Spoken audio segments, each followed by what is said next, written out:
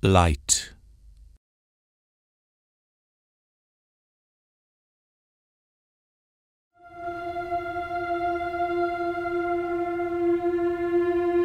Light, an essence from the most ancient fire, at the outset of the world, lost back in time. Then, when the immaterial spirit shot with light the primeval darkness, in an explosive moment of will,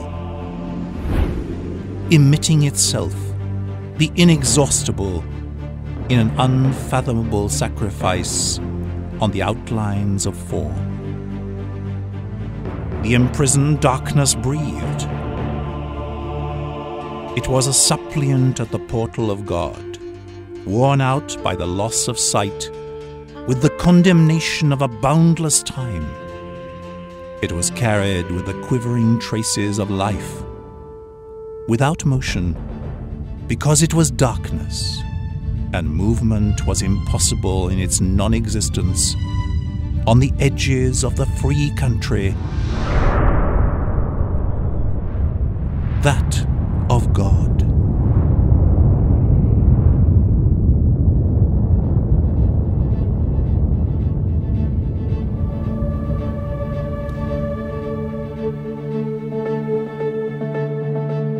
Spirit and matter, the insoluble enigma, and yet within us so familiar. And there was a light, great and limitless, and the prison was lit up in an instance.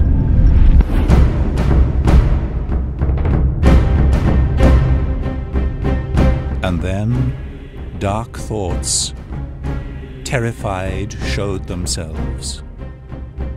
Willful dark, amid involuntary darkness. Hosts of armies of darkness did battle with the light. But that was elusive, an undefiled beauty which those envied.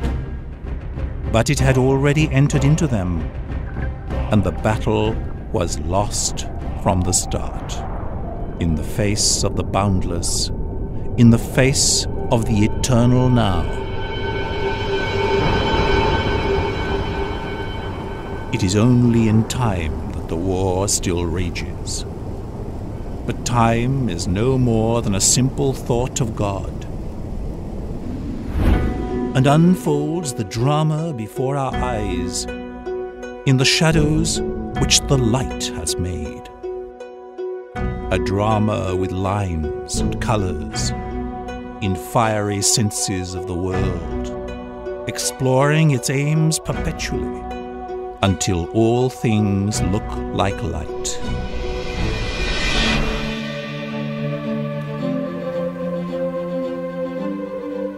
Mind and emotions.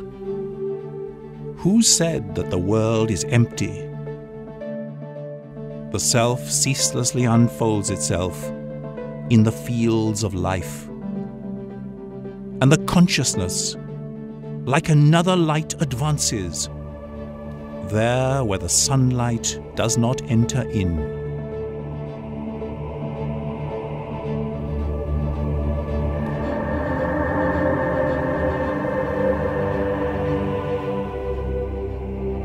Light.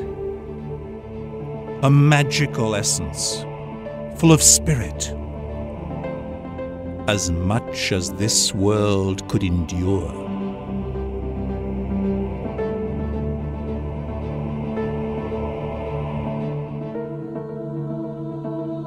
Life in the fields of nature, ecstatic, on the green carpet of the earth, in the beauty which is revealed triumphantly, in the eyes of the beings whose joy is light.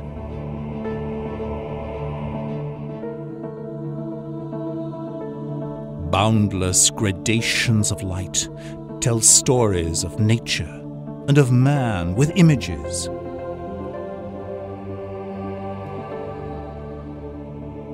And all seems so natural. Because the beginning has been forgotten.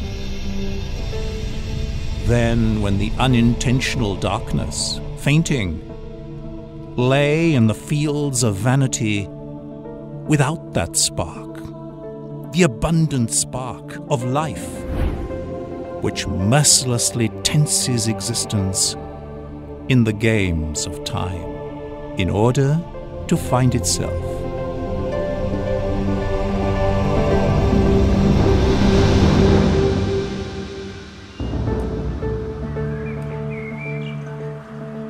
The old oak tree in the yard, beneath the summer's sun, stands like an unassailable rock, unsleeping guardian of the house, under the weight of so many summer memories, of a joyful warmth of life, protected in its shade.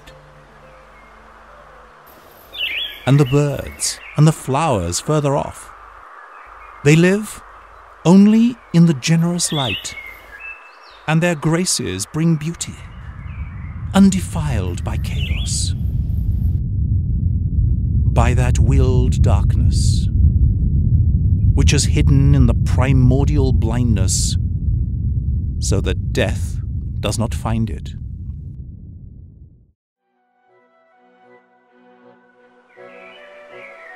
Beings of light have supported our life, but we, uncaring, have forgotten them. We are beings of light too.